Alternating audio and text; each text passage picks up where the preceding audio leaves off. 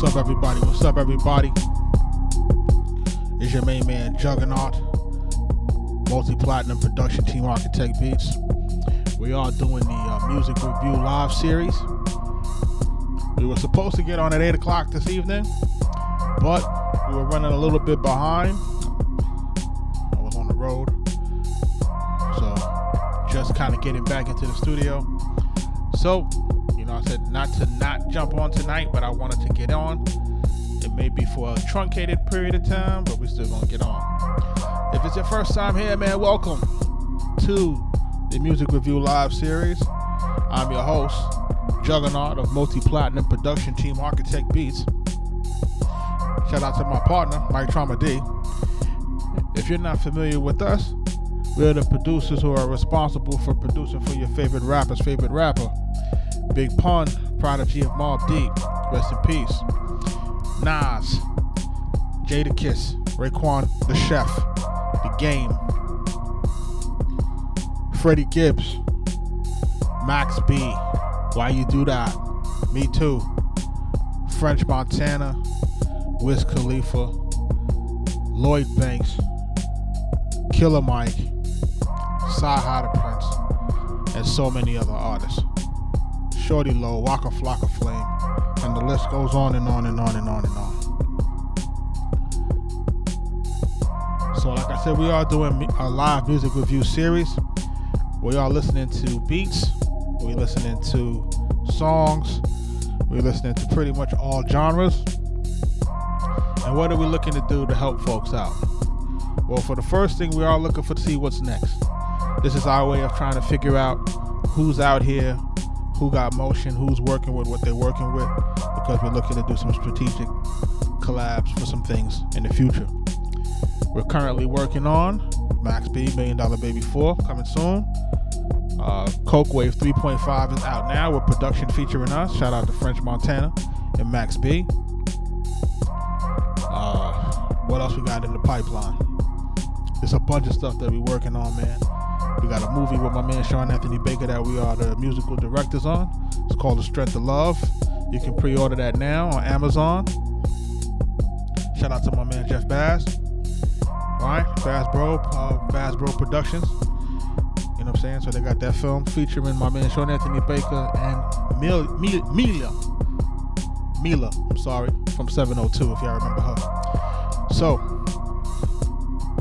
we're doing these reviews, we're listening to music, we're trying to figure out, who's next, and at the same time, we're trying to give folks some opportunities, and at the same time, we're trying to also help folks to understand how to get their music better, right? So, when you're in the music review room with us, we're listening for song structure, we're listening for mixes, we're listening for lyrics, we're listening for overall production.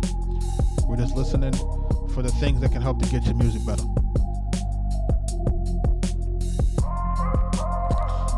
So let's go. You know what I'm saying? I got a super skip here. That's up first from A Snotty from Daytona Beach, Florida.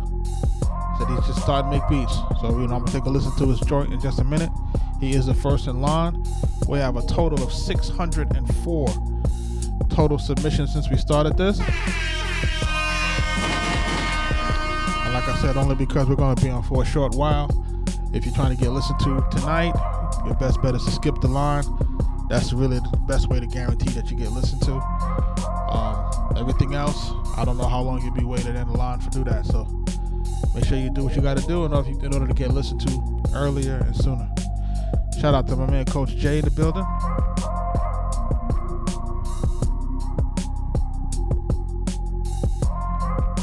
Shout out to everybody that's jumping into the live.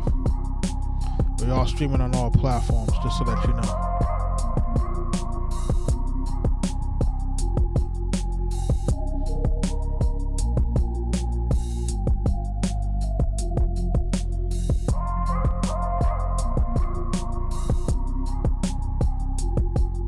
Just so that you know, we're all streaming on all platforms. Shout out to everybody that's jumping into the live, man. Shout out to everybody that's jumping into the live, that's just jumping in. Like I said, we get ready to jump into some of these live reviews. I got this first joint up. I'm not going to be on too long tonight. Just going to listen to a handful of joints. Like I said, we are starting a little bit later than I anticipated. So, I'm going to do my best to get into what we can get into, and got to keep working. The work is out here right now. You know what I mean? Got to make it do what it do. All right, this joint is by A Snotty. He did a super skip. So he skipped the line. Remember I said we have a total of 604 submissions. If you're trying to get listened to on live, best bet is to skip the line. And this is his joint. Is basically he's saying he's from Daytona Beach. All right. And we're about to get into this joint right now. Let's take a listen to it. Make sure my settings are good. Make sure my settings is good. 1 2 1 2. Can you hear me out there, world? Can you hear me out there in music production land?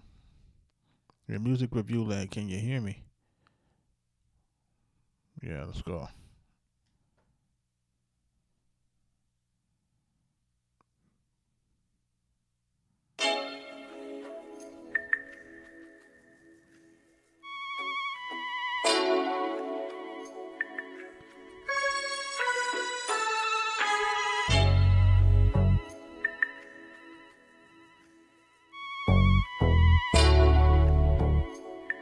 Let's go.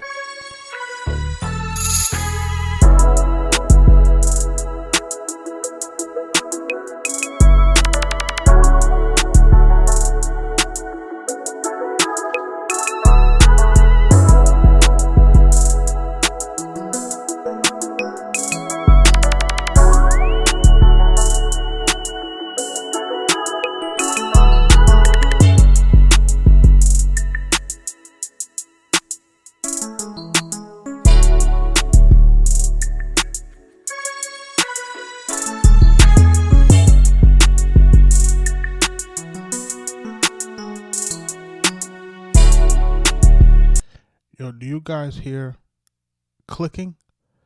I just want to make sure that I'm not tripping. Tell me if you'll hear clicking in this beat in the chat. So chat, tell me if you hear that in the beat while I'm playing this joint. This is from A Snotty. He didn't really name the beat. It's 169 BPMs.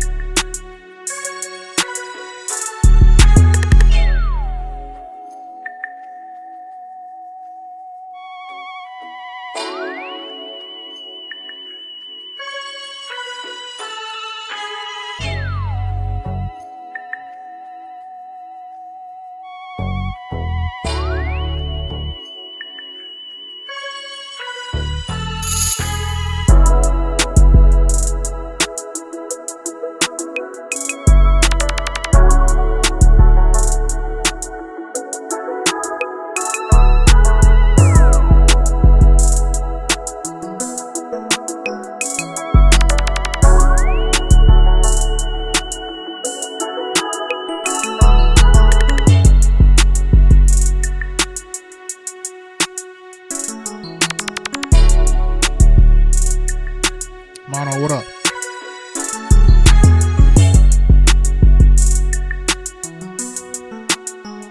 Do you guys hear clicking in the music?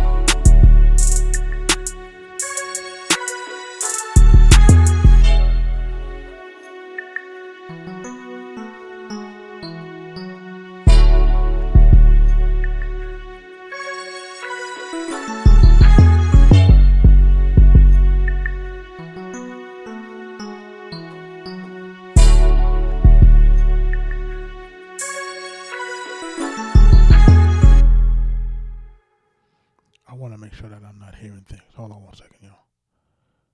Just give me 1 second. I want to make sure that I am not hearing things.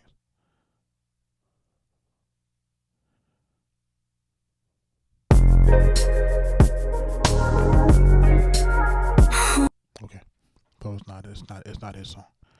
Maybe my connection. So shout out to A Snotty on this, man. He submitted a super skip on this to get listened to tonight.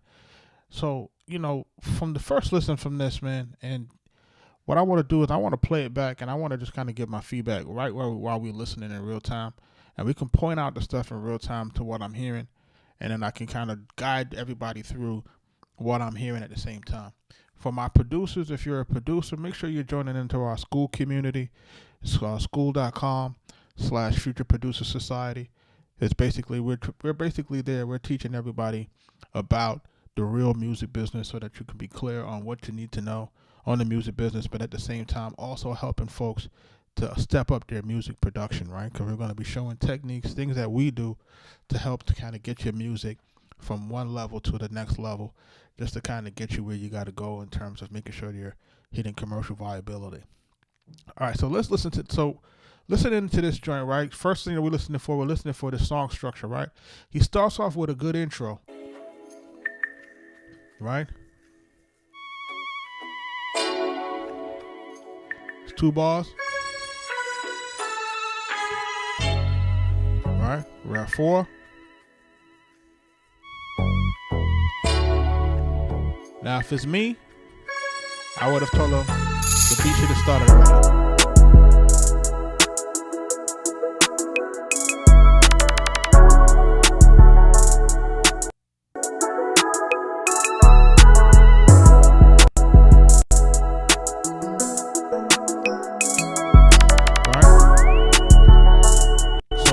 So my first recommendation is, if you're going to do an intro, let's try to keep it to about 4 bars, probably at max, right? Now he's going right into the hook, which I like, which is great. He has his joint, which is basically with the hook. I think he has good drums. I think he has a good bass line. I think his instruments are actually put into a decent mix space, right? So this is the most important thing, right? His hook is finished. Now he's going into his verse, and he's giving us what we call space. We need space for the artist. Bravo to you. You're understanding what we've been putting down. He got space here for the artist. The artist has to know the difference between the hook and what's going on for the verse. Here goes the space. Now, this is the space for our vocal performance. So for those who are not understanding how to arrange their songs, I want you to kind of pay attention to it. The only thing that I would ask him to do is to shorten the intro, right? Because when we're dealing with folks, when you're playing music for guys and you're trying to pitch your music, you got to get to it. Some guys be in the studio, they're smoking. Some guys are drinking. They're talking. Woo, woo, woo, woo. You got to make sure that you get into stuff that has the attention. And all the attention is in the hook. If you notice how full the instrumentation was for the hook, that's what kind of creates what it is that we need, that musical bed, right? So now we got space for the verse here.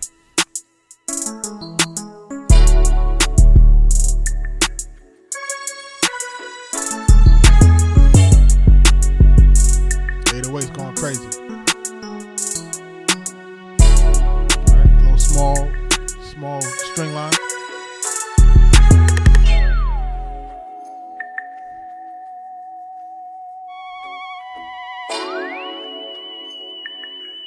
Three, two, one, bring the hook back in. See what I'm saying? We probably should have brought the hook back in, because now we have too much space here.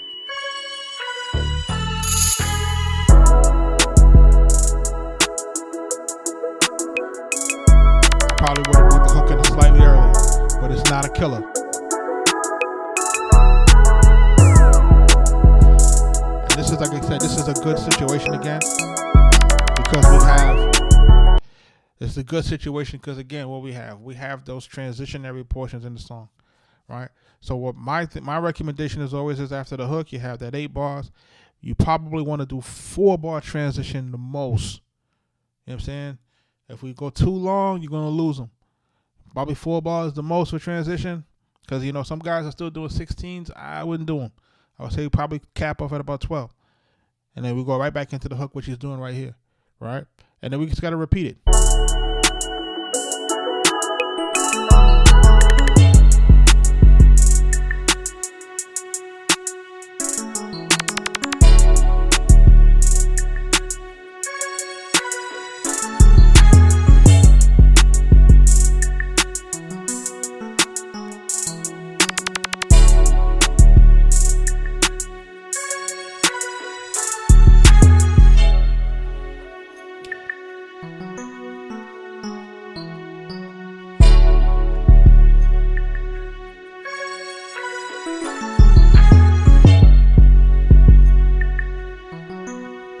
Ronald, thanks for the gift.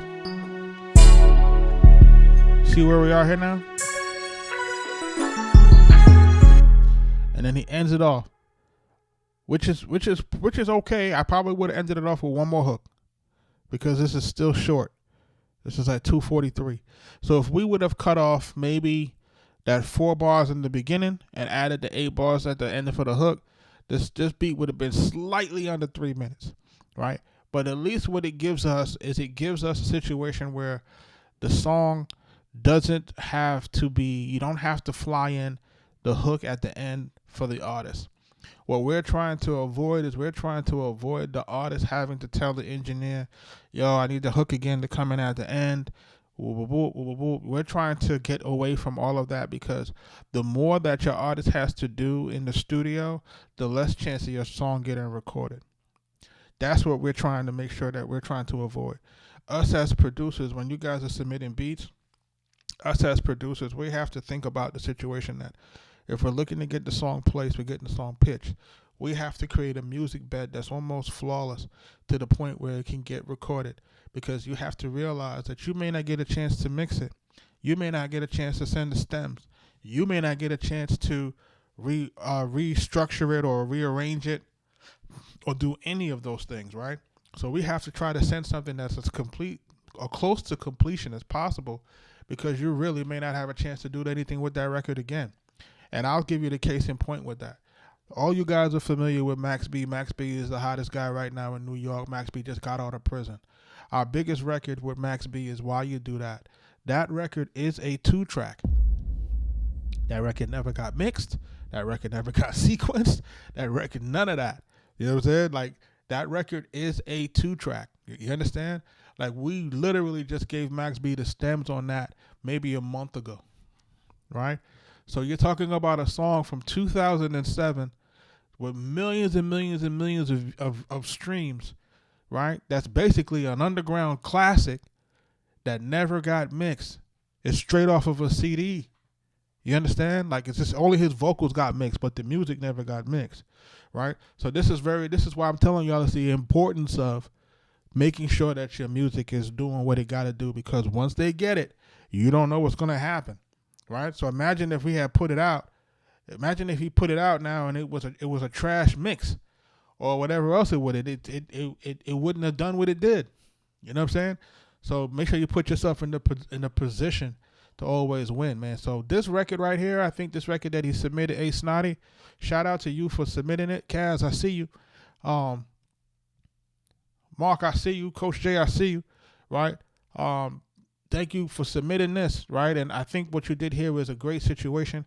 My only recommendation to you would be to shorten the intro.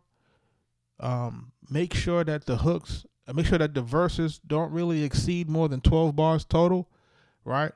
And make sure that we have a hook at the end, and then we ride this beat on out. And I think you'd be good to go with this. Everything else I like. I like where the mix is at. I like where the beat is in terms of its fidelity. This all works for me. You know what I'm saying? So shout out to you. Kudos to you, man, and making it do what it got to do, man. We're starting late tonight with the reviews, man. We're supposed to have got on from 8 o'clock, but, I had to do Sunday dinner, and I got started late, man. I ain't going to hold you. I was up all night last night working on a new, Okay, yeah, what up? Shout out to y'all, man. People who are submitting now, if you're trying to submit and get your songs listened to in real time, your best line is to submit it now and skip the line. I didn't hear all of it, bro. I heard a part of it, man. I heard people talking about it with the Locks and Jaheim, and I haven't heard all of it yet. I gotta go. I heard like a snippet, and I didn't even realize that I was Jaheim singing on the joint. But it's good to see him back. It's good to see him back on the record. This one is called Gorgeous Nightmare, man, by Maestro Fresh, man. Something different. Let's listen to it. This is a skip. You skipped the line. Like I said, we got 606 people in this line, folks. I'm only on here for maybe an hour at best, man. We're trying to, we're doing so much trying to work behind the scenes, man. We're doing real work in real time with real artists.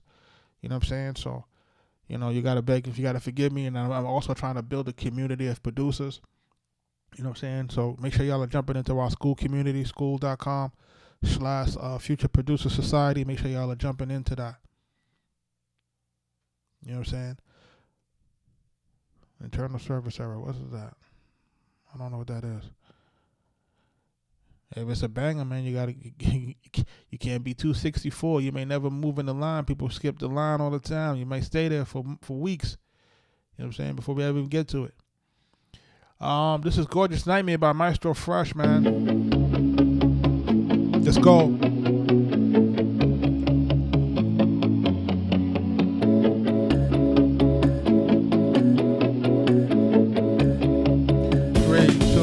Let's go.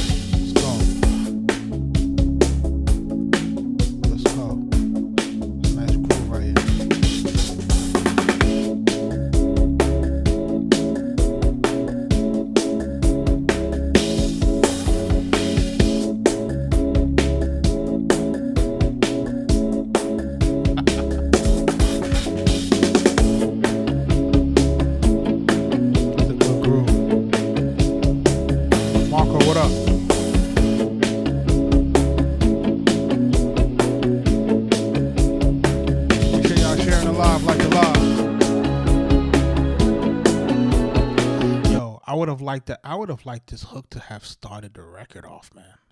Am I tripping?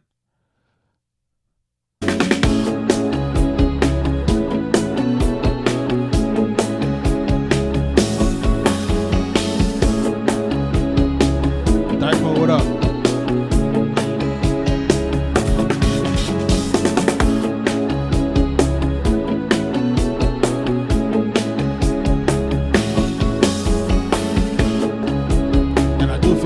Slightly louder.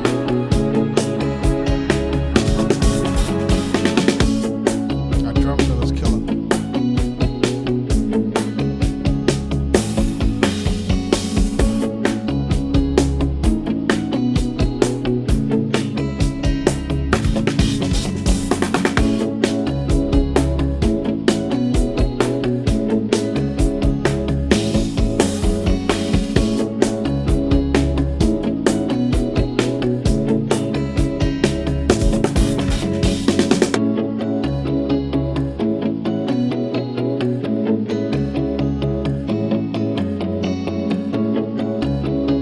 Gorgeous Nightmare, man, by Maestro Fresh.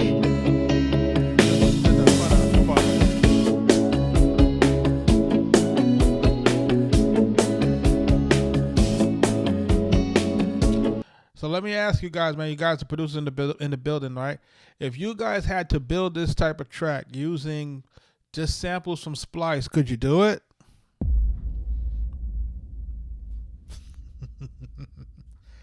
If you had to build it with just samples from Splice, could you do it? And I'm talking about from top to bottom, drums and everything. Shout out to my man Maestro Fresh on this. Let me tell you what I like. I like this drum track, and I like the way that we the use of the fills, and I like how you've created what we call a groove. I think a lot of folks who are submitting certain different genres of music, they're not realizing that you still got to have a groove, man. Like, there has to be portions of the record that allow us to vibe into it, portions of the record that allow us to build and, really ride with the record. You know what I mean? So in this case, you have those portions and you have that instrumentation where you can literally see where it's changing, right? You say, okay, this is the part where we're going to probably groove out, where it's going to be, if it's going to be a vocal performance, this would be where the verses would be at. Cool. And then there's also the portions where you hear the strings and stuff like that, and you go, okay, now this is definitely a hook, right? That needs to be on here, or a musical hook of a sort. It's really subtle. It doesn't have too much melody in it, kind of giving you room so that you can have some vocal gymnastics on it if you're an artist. My only thing to this that I would actually say is I probably want it to be slightly louder. I feel like it probably can go through a mastering plug-in maybe, or limiter a little bit. I'll even say mastering because you master at the end, but something that is to get a little bit louder, right? And then also what I kind of like, I like where the hooks are at. I like where this music is going. I like this grooves. I like the way that he has the main groove, and I like the way that the drums are filling in. I would just want the hook to start off at the beginning of this record, right? So let's take a listen to it one more time, and just at the beginning of it, just so that you can understand what I'm talking about when I talk about it in terms of song structure and song arrangement, right? Killing it with this right here. This is the groove.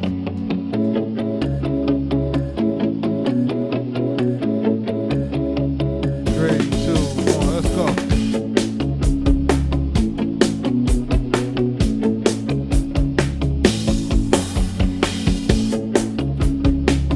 Some folks say, yeah, you can start off like this. Yes, it's cool. Remember, if you're going to start off without the hook, right? Remember, if you're starting out songs without hooks, yeah, them first couple of lines got to be killer, right? If you're going to try to go into a song these days and they're not starting off with the hook, man, you got to make sure that first 10 to 30 seconds of that song have one of the most killer verses, killer intro, like killer lyrics, killer melody. They have to love your voice. Like all of that stuff has to be translated in the beginning. Sometimes with a hook, we can get away with a little bit of murder, right? Because we have things that are stacked and, they have different fullness, and those things fidelity wise will kind of get you to kind of, let me listen to it all the way through. Now, when you're starting off with a verse, you have to make sure that your verses are starting off with appropriately. You know what I'm saying? Like if you have to think about your songs that start off with those first verses that are just so strong that you gotta listen to the rest of the song. You know what I mean? So shout out to my man Maestro Fresh on this, man. This is definitely something different, and I appreciate you submitting it, man. For people to hear just the range. I think you've submitted some other stuff before that was slightly different. And the funny thing about this is that when I'm listening to this drum track, it almost sounds like I've heard it before, But, if you're going through your sounds, like I be always telling my crew, go through them sounds, man. When you hear something, save it. Favorite it. Just make sure that you're making notes of what it was so you can come back to it. You know what I'm saying? Because this is one of those joints where you could build one of these joints like this if you had the time, Shout out to everybody that's jumping into the live stream, man. I'm probably going to jump into 1 or 2 more songs, and then we're out of here.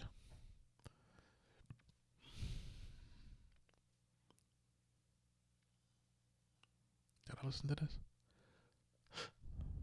I think I did.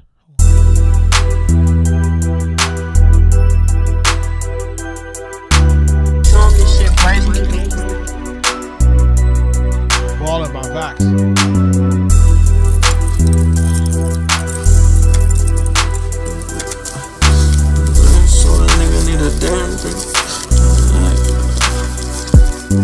I rock double C's, type of shit got more to see. I smoke hella tree, type of shit gon' blow the street. Shawty pink, but a nigga need some more paint. Got some ice, so a nigga need a damn ring. I been ballin' so hard, need a passion. I got racks, type of shit, she love my action. Love that bitch, but that hoe she moving trashy. I got racks, type of shit, she want the backseat. I see all the shit, I see shit with my eyes closed. You talk all the shit, but you can't even damn show it. I sip all the drink and you can't even damn pour it. I spray all the racks and you can't even damn show it. Now you broke, you ain't shit, you just funny nigga. I smoke gas about the pound and get some money nigga. I smoke gas about the pound and get some money nigga. I smoke gas about the pound and get some money nigga. I rock double C's, type of shit got more to see. I smoke hella tree, type of shit gon' blow the street. Shawty pink, but a nigga need some more paint. That's an ace, so a nigga need a damn ring. I've been ballin' it so hard, I need a pass it. I got racks, type of shit, she love my action. Love that bitch, but that hoe, she moving trashy. I got racks, type of shit, she want the backseat. I see all the shit, I see shit with my eyes closed. You talk all the shit, but you can't even damn show it. I sip all the drink and you can't even damn pour it. I spread all the racks and you can't even damn show it.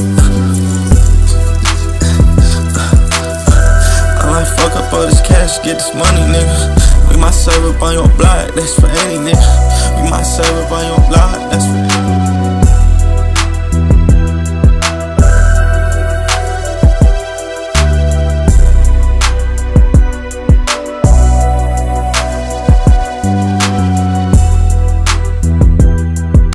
Yo, how many people in the building have actually used FL Studio stem separation?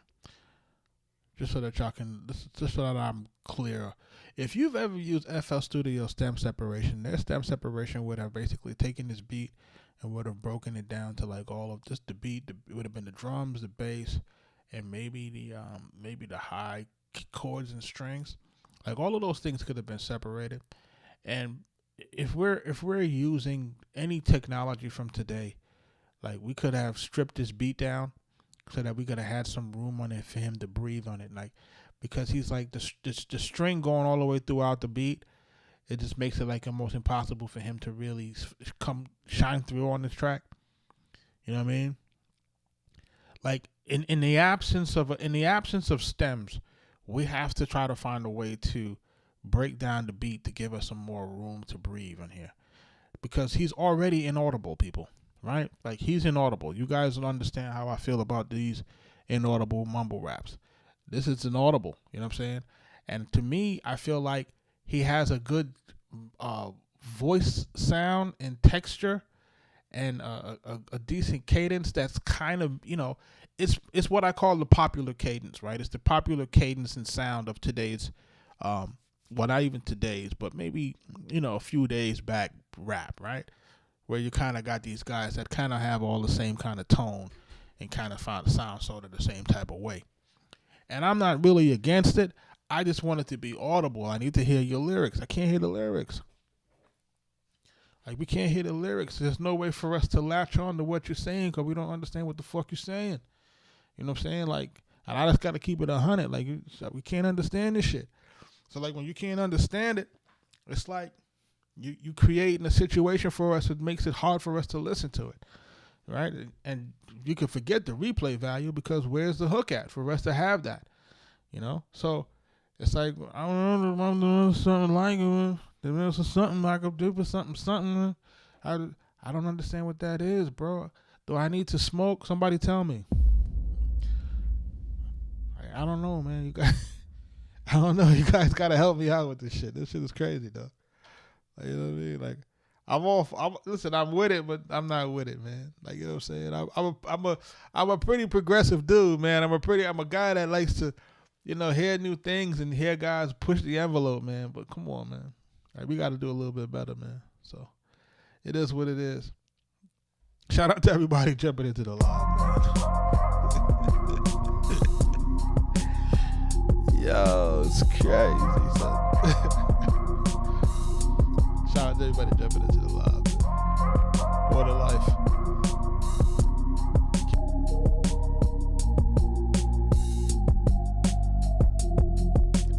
Why is there so much behind?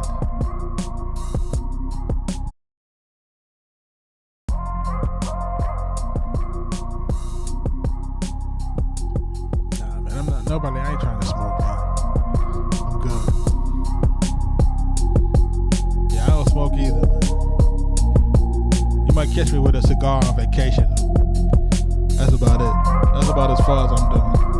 Shout out to my brother and, you know, my other team, you know what I'm saying? And old fashioned and a cigar, you know, probably as far as we go. You know what I'm saying? Never really been my thing.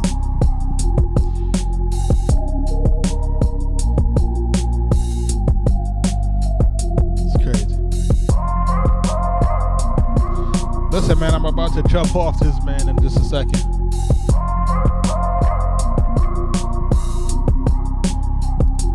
I'll give anybody an opportunity. If you're trying to jump in now is the time. I'll give you just a moment to get it together. Because I'm about to jump off this thing. I got a lot of work to do.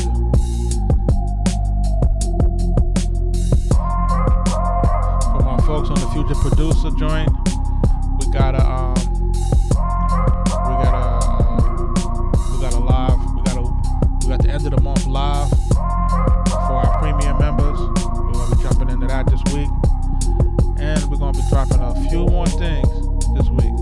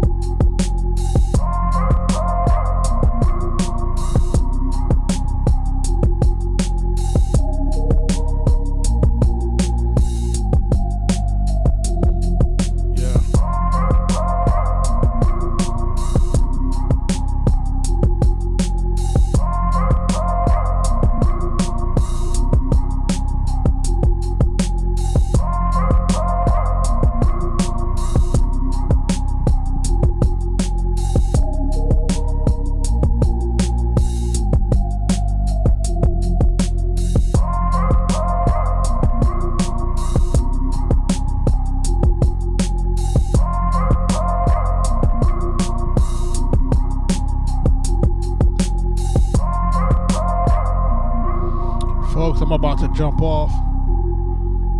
We will catch up with y'all on the next one. It says more live. It says more live posts are talking about folks charging to review. They said they have to instead have a real reviewer. Look, I think when we talk about folks charging for reviews, man, listen, man. I don't knock it. And let me tell you why I don't knock it. I think anybody that's going to give their time, I think people should be compensated for their time. I'm not, just because I'm a guy that might decide to do a little bit more than other people, I'm not knocking that. You know what I'm saying? Everybody got to kind of do their thing. This music ecosystem is very different, very difficult, you know what I mean? And that's the thing, it's this is a situation where, I don't want people to be misconstrued or to misunderstand like what we're trying to accomplish here. You know what I'm saying? I think what I don't want to see happening is I don't want to see people being taken advantage of, which is, hey, I want you to pay for something and then there's no result, or there's no actionable help, or there's no constructive feedback, or there's no path to getting better, right? If none of those things are existent, then I don't know if you should be out here really perpetrating and really trying to charge for something, right? Now, granted, if the other thing is for you to take the review, and this is what my take on it is, it should be twofold. One, you should be able to get some constructive criticism out of whatever's happening, right? And the constructive criticism has to be outside of the realm of objectivity, or subjectivity rather, right? I don't want it to be, it shouldn't be subjective to the point where it's like, well, I like something, so it, or if I don't like something, that it shouldn't work, right? And that's furthest from the truth. Like, that doesn't happen in the business anymore, where you say, well, just because I like it mean that it works. There's a lot of records that I like that don't fucking work. They just, you know what I'm saying? And there are a lot of records that I don't like that perform great. You know what I'm saying? And the thing about it is that even if I don't like it, or even if I do like it, we still have to find a way to understand why it works. We have to find a way to understand why it works. We have to be able to remove ourselves from the music and be able to say to ourselves why this song works in the ecosystem, why this song doesn't work, right? It doesn't necessarily have to mean that we like it or we don't like it. We just have to understand why it works, right? The why. And that's really what I'm trying to help people to learn. It's like, hey, I may not like this Be Humble record, but I understand why it works, right? And what happens is that makes you a better producer, because now you can kind of produce things outside of your comfort zone, or you can produce things that you may or may not like, but you can understand the mechanics of it to make something that works commercially in the marketplace. And it took me a long time to understand that. And the reason why I had to understand that quickly is because when we were transitioning from New York to transitioning to down south, remember, we had to change our entire sound, right? We went from sampling to no samples, right? So everything had to be played out. Everything had to be kind of like a gummy bear type song, you know what I mean? Kind of like, we talk about snap music. We're doing a lot of stuff that we weren't accustomed to. We're coming from, Wu-Tang and, Mobb Deep. Like, this is different, you know what I'm saying? So we're talking about that, and then we're dealing with Shorty Low and, and Walker and Gorilla Zoe and these guys.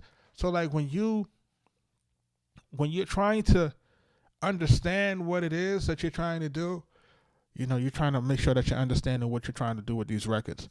So I don't want people to get into this thing where we give them music feedback and I'm just telling you, yo, dog, I don't really like that, or I don't really like this. Well, I got to tell you why I don't like it. I got to tell you why I don't think it'll work, right? And based on the data, and I like to make I like to make what I'm saying somewhat data driven, right? So somewhat experience driven. I don't want it to just be like, just my opinion, you know what I'm saying? Because, this internet will prove you that your opinions are sometimes like, they don't really do as much as you think they can. But, I can always say, hey, based on my experience, or based on what I've seen, or based on the people that I've worked with, there's a greater chance of something that sounds like this working than something that sounds like that, right? Because we're playing a numbers game here, I don't know if the people are gonna like you. That's the biggest thing for music and social media and content overall. You don't know who likes you or not. Some people may not like the way your face look. You know what I'm saying? Some people are racist. I don't know. They just don't like it. You know what I mean? So it's like, there's nothing you can do with that. The only thing that you can do is you have to work the algorithm to get it to the point where it finds the people that might like you, and that's the key to it all. So just finding that. So I see people doing the reviews. I don't knock it. You know what I'm saying? Again, I don't knock what people is doing. You got to do what you got to do, so forth and so on. But I would always tell folks this, right? And for those who follow the podcast and stuff, me and Mike used to talk about this stuff, because there used to be this thing where guys used to run around and talk about paid features, right? Let me get a paid feature from this artist. Let me get a paid feature from that artist. This feature. And we had to tell guys, yo, a feature does not mean that you are going to gain that audience traction of that artist. Just because they like that artist don't mean they like that artist on your record. You know what I mean? And we had to tell guys that, and I had some guys that were spending $10,000, $15,000, $20,000 on features. They was out here paying for features like it was like, I'm like, listen, this is not, 1999 where features really was working like that. You know what I'm saying? And if it's not a Drake feature, it wasn't really working like that. If I can get you a feature, probably if you get a feature tomorrow with Kendrick Lamar, it might not change the trajectory of your career. There's a good chance of that. There's a good chance that he could literally be on your record and then don't do nothing for you. You know what I'm saying? And it's just if these people don't like you. You know what I'm saying? I challenge the people who listen to the GNX album to tell me about the folks who's featured on that album and tell me what their names are. I don't know. You know what I'm saying? Like, you know what I'm saying? Like, sometimes it doesn't help. Mo Butter, what up? Sometimes it doesn't help. You know what I mean? So I don't want people to be out here, chasing things that's not real. You know what I'm saying? Like, that's not real. You know what I'm saying? What's real is that damn marketing. You know what I'm saying? What's real is if how much ads did you pay for, and did you look at the data on what those ads are spending, and who's resonating with that? What's working?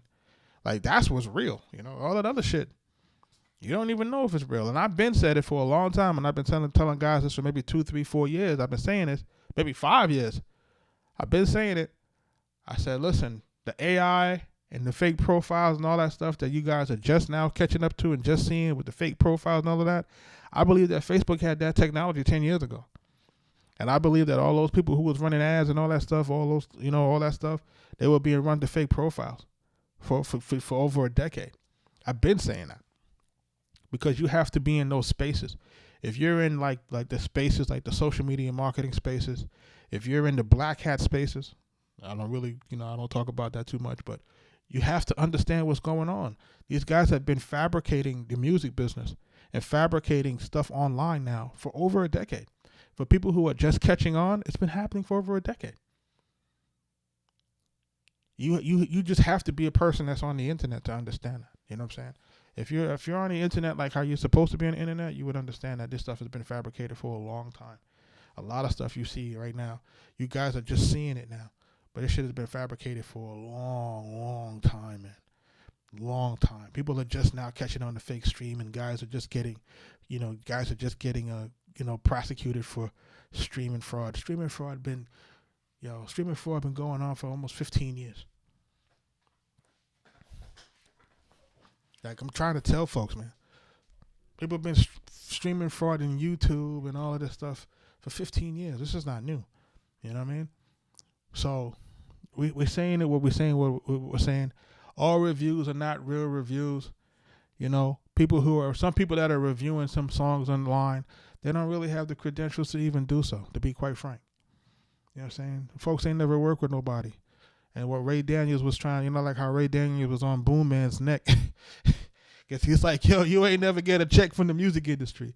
I get royalties and I get checks from Sony or Warner or Universal. I get money from them. You don't get money from them. You get money from selling dreams. And it's like, ooh, it was like a punch in the gut, like listening to him say that. But it was real. It was something that people didn't want to talk about when I first came to Atlanta, and I seen all these people in Atlanta who were doing all of these different things that weren't in the music industry. They were music industry adjacent. Okay? I want you to understand the difference. There's music industry adjacent and there's music industry, right? If you're not directly connected to a label, if you're not, like, you know what I'm saying? Like for example, hey, I got distribution. Oh yeah, who you got distribution with? DistroKid. Okay, everybody got that, right? But okay, I got distribution with The Orchard, that's an invite only Sony company. That's different. You know what I'm saying? Or if I got, you know what I'm saying, that's not the same. You know what I'm saying? So for people who think it's the same, it's not the same. You know what I'm saying? So it's not the same. So it's like, but you have to be able to understand what's different, right? So when I first came to Atlanta, guys were doing showcases. I used to judge the showcases for Coast to Coast mixtapes. I was judging those things like at least once a month for years, right? They would call a guy like me and they call a guy like J Rob, shout out to my man who produced for Chrisette Michelle and Snoop Dogg and a bunch of other producers. I met Jazzo one time at one of these joints and and we would go down and we would listen. We would sit there, we listen, we get drinks, we get food, we listen to guys. Guys come up, they perform. These people were paying hundreds of dollars to perform for us. Each person. And that was the hustle. Right? DJ summits. What else? DJ summits, DJ pools, top 20 lists. You know what I'm saying? Like this was all the Atlanta hustle, right? So this was all music industry adjacent. It wasn't music industry, and nobody said shit. Nobody said anything. So when I see, your boy talking about it now, it's disingenuous. Those people been doing that shit since I got here. And I came here from 2008. Them folks been doing that. You know what I'm saying? I'm like, yo, these folks ain't in the music business. These folks all on the outside, right? They were hosting mixtapes, right? There were DJs hosting mixtapes. People was paying them thousands of dollars. Tens of thousands of dollars, dog. That was the ecosystem in Atlanta. You know what I'm saying? I had an artist that damn near dubbed Atlanta Scam Atlanta. He had a record called Scam Atlanta. Like, you know what I'm saying? Like, that's how bad it was. That's how pervasive it was. So, So when I see guys talking about, reviews, whoop, whoop, whoop, doo-doo-doo, like, listen, man, there are people that do the shit for real and there's people that do the shit. That's all. It's up to you to do your research. That's all. You got to do your research. You got to. You got to do your research. That's all I can say to you. If you got a one-off record here and a one-off record there, okay. But can you sustain yourself for 2 decades, 3 decades? Can you be in this shit that long? Can you work with artists from every single decade? That's the question. Are you really in this thing for real? Like, are you really in it? Or you just kind of like, what I'm saying? What kind of experience do you really have? Are you really in A&R? Did you really have A&R credits? Did you really work with legendary artists? Like, go look at the internet. The internet got the footprints. If it's real, it's real. If it's not, it's not. Yeah, people doing the reviews, but but you have to also look at it too. You have to also look at it on another level. Depending on the size of the audience of the reviewer, there may be a marketing opportunity there. You know what I'm saying? So you have to also think strategically that if you're going to do that, then it's a marketing opportunity. You know what I mean? And listen, and like I said for Ray now, no slight to Ray, but he's a little disingenuous because what happens with him is it's like he was on Boom Man's back, but not realizing that Boom Man actually created an opportunity for folks that nobody had ever had. Nobody was giving money to independent artists like Boom Man. Like no one. Like no one was doing that. No one was creating the platform for them to get eyes. No one was creating the platform for those to get features. Like these were the things that were important for people coming from this region of the music business. You have to realize that when you're coming from this region of the music business, it's not tied to New York or LA.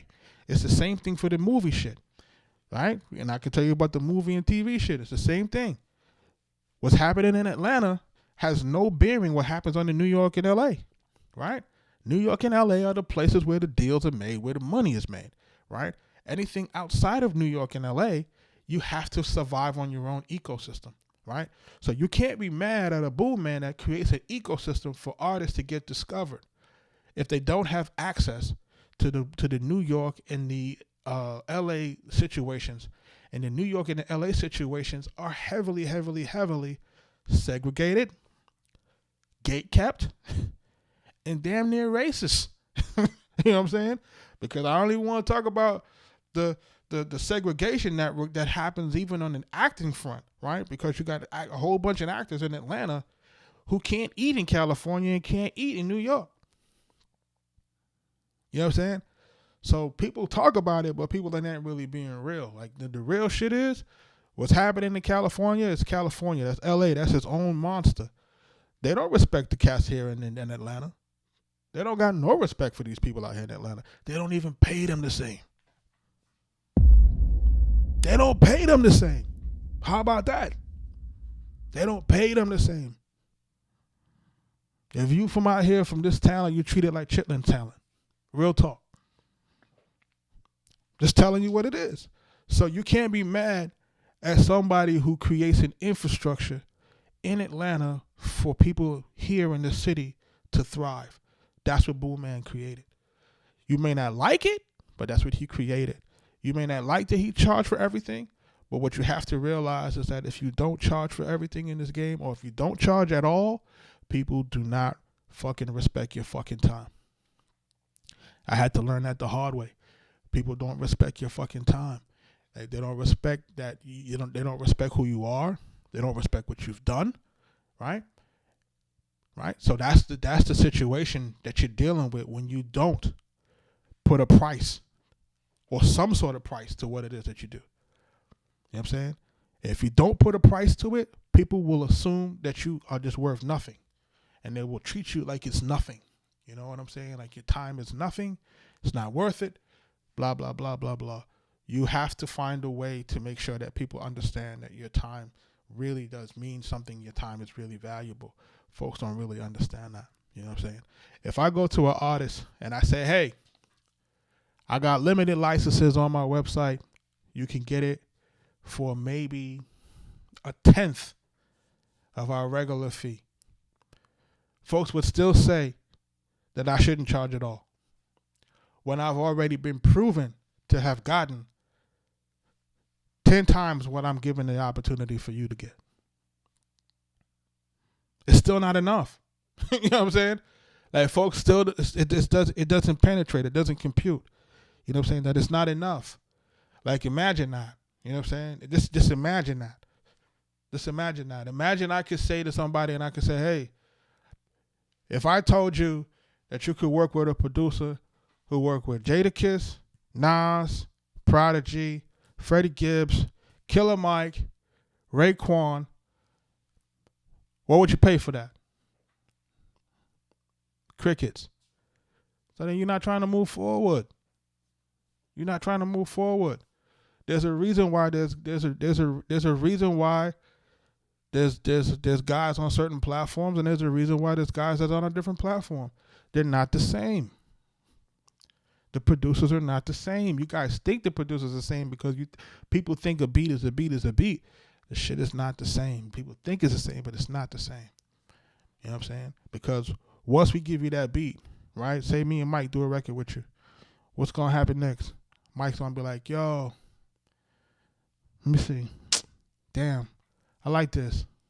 Who can we get on it? Right? That's when we start playing that kind of game. We start playing, okay, who we need on this?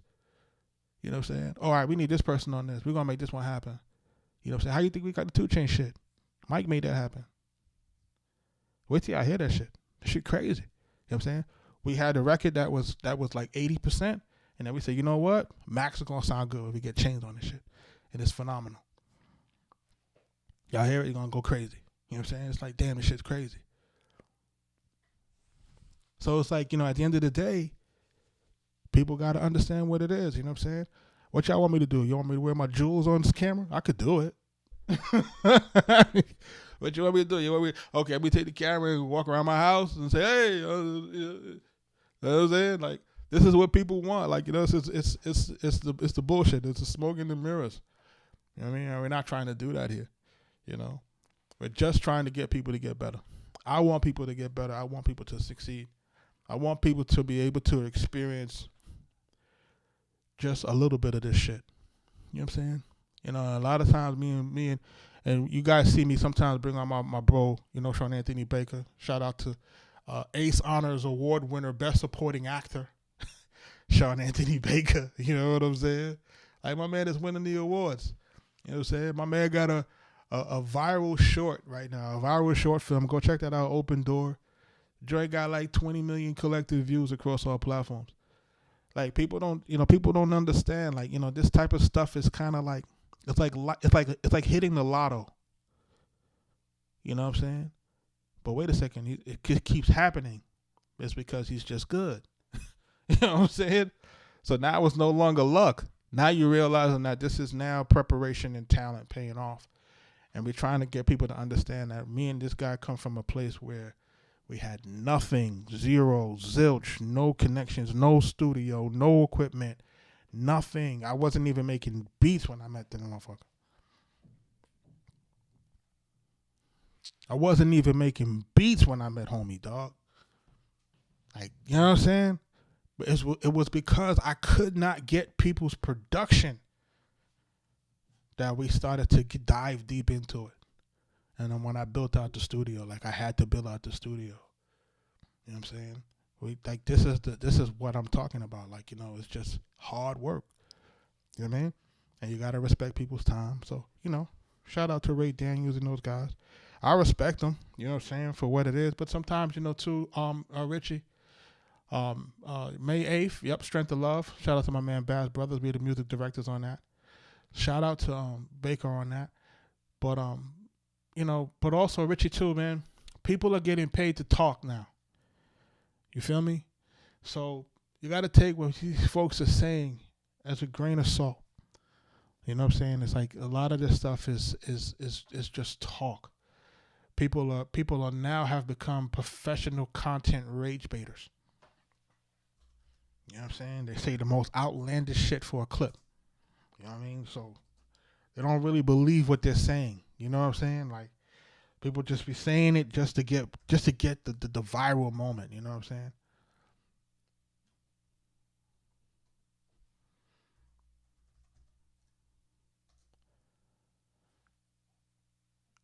I would tell people to go check out this book by Ryan Holiday. It's called Trust Me, I'm Lying. You know what I'm saying? And it's basically the confessions of a media manipulator. Like once you check that out, once you kind of check that out, once you kind of understand that, and I wound up reading that book when did that book come out? Maybe about 2014 or something like that. I wound up reading that book way back where the guy was talking about basically media manipulation, on how he would drop a story to a small blog and then run it to another blog and then run it to another blog, and then before you know it, the story goes viral. And it was something that he used to do to break presidential candidates, Congress people. It would be stuff that he would be able to do. And he would always say that you can run these things to blogs and stuff like that because they're not true media entities. They don't have any journalistic integrity. They can write whatever they want. They never retract anything. So once you start to understand that dynamic, then you start to realize these people just be here just to talk. You know what I'm saying? Like a lot of it is just to talk. A lot of times when we're looking to put a title of a video, we have to find a title that's going to work for search engine optimization. You know what I'm saying? Like these are the things that, well, brother, hit us up. You know what I'm saying? It's called Trust Me, I'm Lying. Confessions of a Media Manipulator. So, so Trust Me, I'm Lying by Ryan Holiday. And Ryan Holiday has like a books on like Stoicism. He has a lot of different books, and honestly, I was going to start introducing some of that into the portal. Just what I'm reading, man. Because people got to read some shit, man. You got to stay in front of this thing, man. This stuff is changing so rapidly. Like folks got to be on.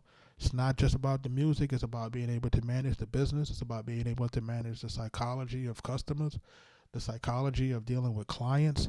You know what I'm saying? When you're dealing with different rappers and when you're dealing with, the egos, like you got to know how to navigate this shit.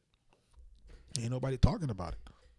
Like, you got to know how to navigate this thing, man. And I always wasn't good at navigating. And I think Mono can speak to that. Mono has worked with me, quite some time now. You know what I'm saying? Like, it's different. This is not easy to deal with, man. It's like you got to be on, he said 30 years, just about right? So it's like when you think about it, you understand like where it's been. You understand how this thing works. This thing it's not easy to navigate this business. It's not easy to navigate anything.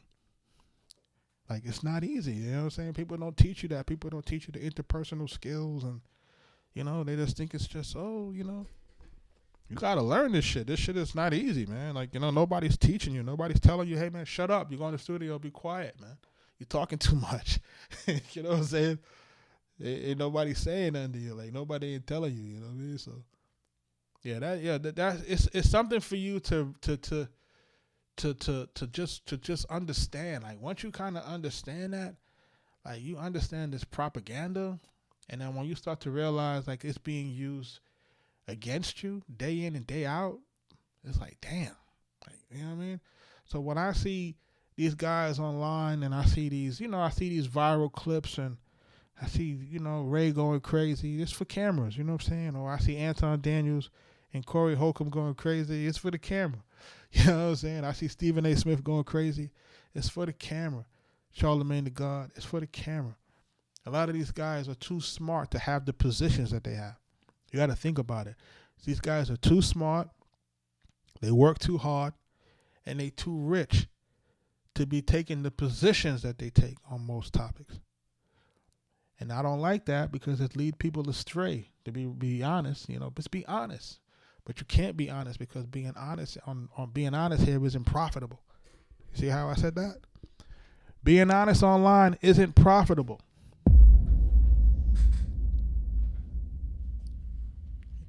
Now somebody clip that shit. This is what happens. People. That's why you see so much disingenuous shit. That's how you see it. You know what I'm saying? I go on TikTok, I see everybody on TikTok, and I see folks, I'm like, yo, you're not in a position to talk about no music business. Like you're not in a position to have these kind of opinions. You're not qualified. You know what I mean? Like you haven't been around anybody. You haven't been around any real artists.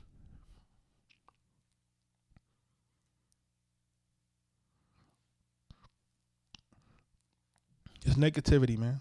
The internet is fueled by negativity. I had to realize that because I realized that whenever I had an unpopular opinion about music, all of those clips did well on a podcast. like, you know what I'm saying? Like, anytime I had an opinion that was contrary to popular opinion, I got the most vitriol. And then I had to start realizing that these people have not seen what I've seen. These people have not been around what I've been around. They don't understand the context or the lens from where I see it. You know what I'm saying? I have a different lens because I have a different life experience. You know what I'm saying? I started my first studio when I was 20 years old. You know what I'm saying?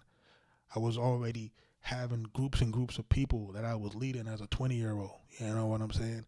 People that was coming to my institutions and people that was trusting me with their futures from when I was young. You know what I'm saying? So people don't really understand the lens and what I'm talking about. And they're talking about being able to support people around you and making sure that business is moving so that people can still eat while you're around. It's a lot, people don't really understand it, you know what I'm saying? So a lot of times when I have takes on Drake or I say this on that, people think that it's just because I'm a Drake fan or something like that. It's not that. It's like I understood what Drake meant to the ecosystem of black music. And that's what these people didn't understand. They didn't understand that he was feeding or he was carrying a really large load of the ecosystem of black music on his shoulders. But people didn't understand that. So now that he's removed himself from it, because remember, he's not black now, right? He's not part of the culture. Now you don't see any records that are hitting. You don't see any top this, any top that, right? The South has gone basically cold. How did that happen? You know what I'm saying? I keep telling people, man. People got to look at it from a different lens. You just can't look at it from just, everything is a kind of a different thing that they're working with. So you got to kind of understand that. But that's my rant for today. Look, man. Look. You got Good Kid, Mad City up against Macklemore for the Grammys. Who won the Grammy back then? Do y'all remember? Tell me y'all remember who won that. Macklemore won that Grammy. Y'all remember that? All right. After Macklemore won that Grammy, yep. We come back. What album we got after that? To Pimp a Butterfly. Now say what you want to say about that album. But, between the live instrumentation and the way that it's going, it was a Grammy-made album.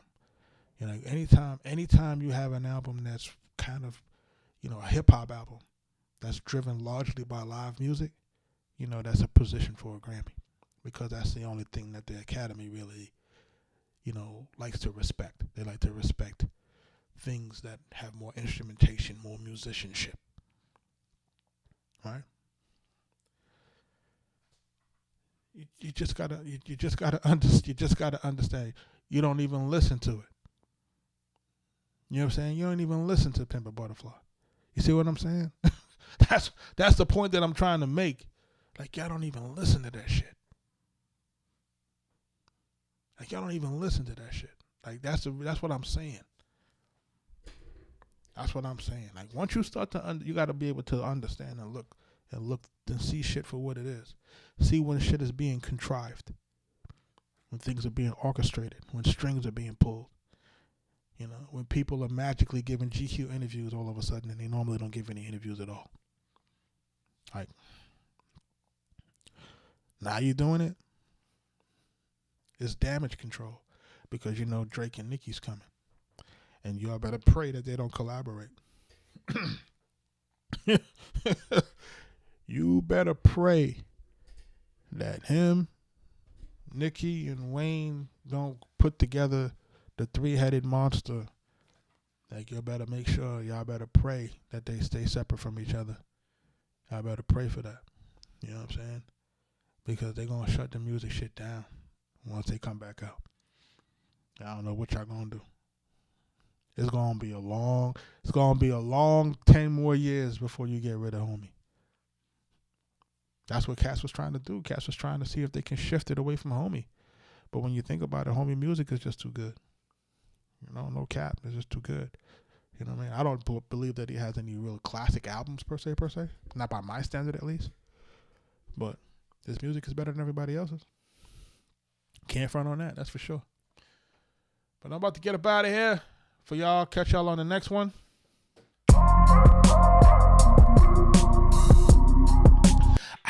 You know what I think when you say, "Oh, but who writes his music?"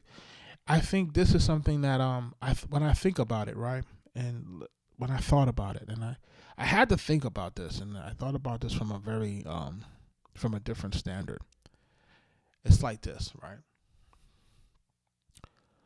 Let's say for example, like, I'm a producer, and I don't listen to anybody else's music. Right? I'm a producer. I don't listen to nobody else's music. Blah, blah, blah. Yo, how your shit gonna get better?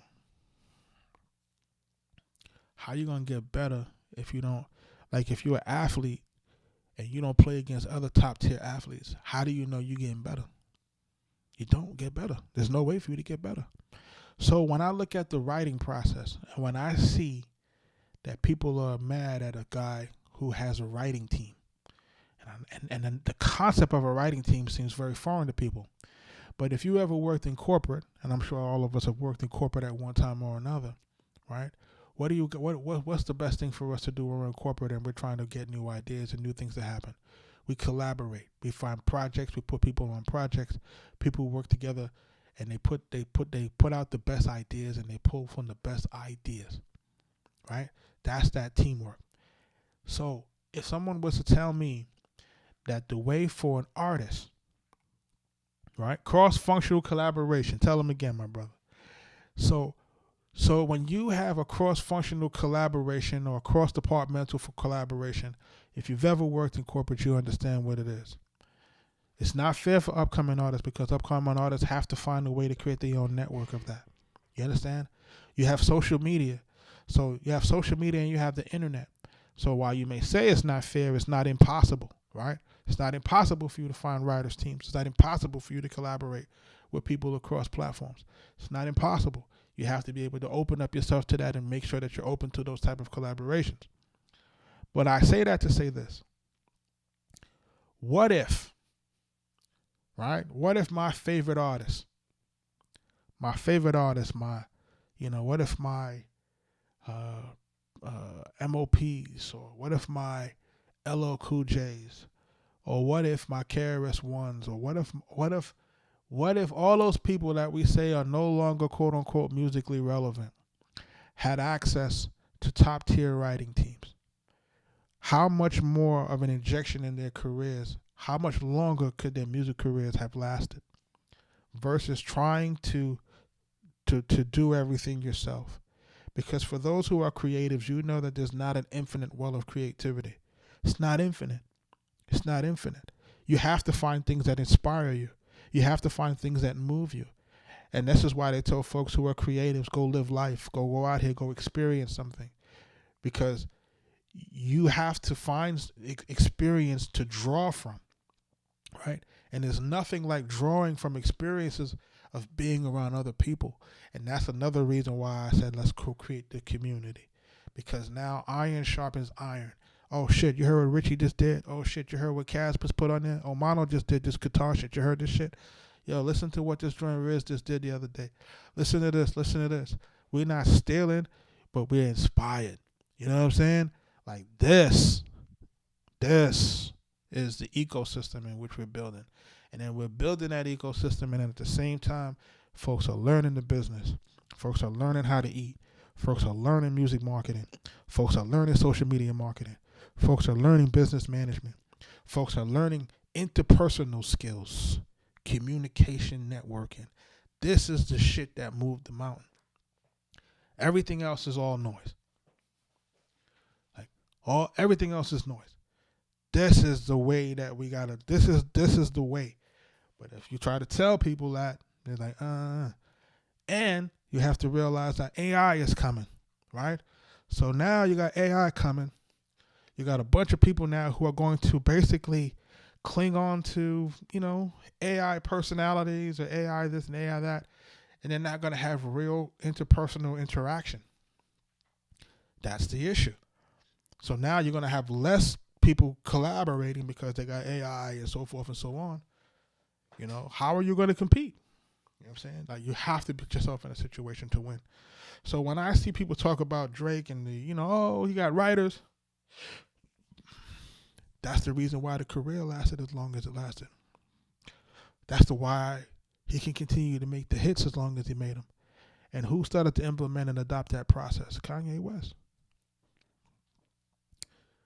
If Kanye don't collaborate with the Travises and this person and the Ty Dolla $ign and this and that, look at even Jay-Z. People don't even realize that Jay-Z would collaborate with the hottest guys to stay relevant. That's what Jay-Z did. The only person that really didn't do that shit was Nas.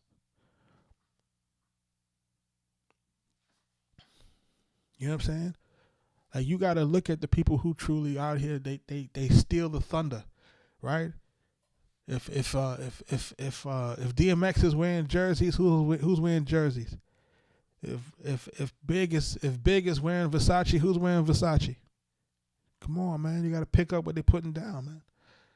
You got to pick it up, man. You what you call it in Paris. You got to figure out like this is what the issue with Nas was, because Nas saw it as a chameleon kind of movement. So he always saw it as, you just trying to really clout chase and take the momentum of the people that's hot. You know what I'm saying? So that you can kind of live off of that, which is a smart strategy. You know what I'm saying? You know what I'm saying? Like, this is a smart strategy, but you got to be able to call it for what it is. You know what I'm saying? You know what I mean? And then he don't want to give the credit that that's what he was doing all along. You know what I'm saying? It's one thing for you to do it, but then try to act like you did it on your own merit. That's where the bullshit is.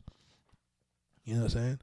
But we got to see what happens. You know what I'm saying? I think what's going to happen now for 2026 is going to be a lot of reckoning. You're going to see a lot of different things happening. And I really hope that these guys can give us some good music, man. Like, we need good music. Like, we're not getting any good music. I don't even think people understand what good music is anymore. Like, we're not really getting that anymore. It's like, it's like we're not getting those dope songs. Like, well, I shouldn't say that, because French and them guys seem like they got their finger on the pulse. Shout out to French Montana and Max B. They got their finger on this thing a little bit. If they can continue the joint that they got with Rick Ross right now, the Minx in Miami, that joint's a heater. You just got to listen to it. You got to see what it is. But we're out here, man. We're trying to make it do what it do. Shout out to everybody that jumped into the live. I'm glad you guys sat around and listened to me rant all for the last 20 minutes. I appreciate y'all. I really do. You know what I'm saying? Look out for a bunch of updates this week, for sure. We're making it work the way we need it to work. So, shout out to everybody. Make sure y'all are safe. Who is about to send my song in? Official Kai. I don't know how long ago you sent this in, but there are 600 songs that were submitted. So you have to, if you're trying to get listened to, you got to look to skip the line. You know what I mean? Appreciate y'all, man. Y'all be safe, and I'll catch y'all on the next one, man. Be safe.